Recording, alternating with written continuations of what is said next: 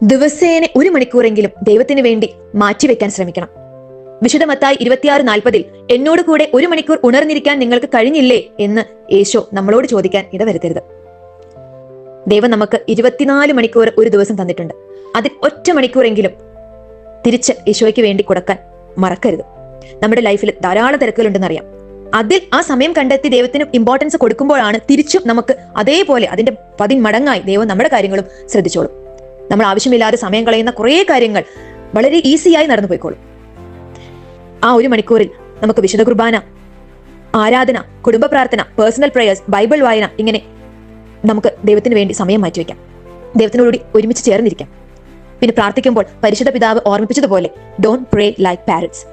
നമ്മുടെ ആവശ്യങ്ങൾ മാത്രം പറഞ്ഞ് ഇങ്ങനെ പറയാതെ വെറുതെ കുറച്ച് നേരം സൈലൻസിൽ ഈശോയുടെ മുന്നിലിരിക്കുക. അപ്പോൾ ഈശോ നമ്മളോട് പറയുന്നത് എന്താണെന്ന് നമുക്ക് കേൾക്കാൻ പറ്റും. ഇത് നമ്മുടെ മക്കൾക്കും പറഞ്ഞു കൊടുക്കാൻ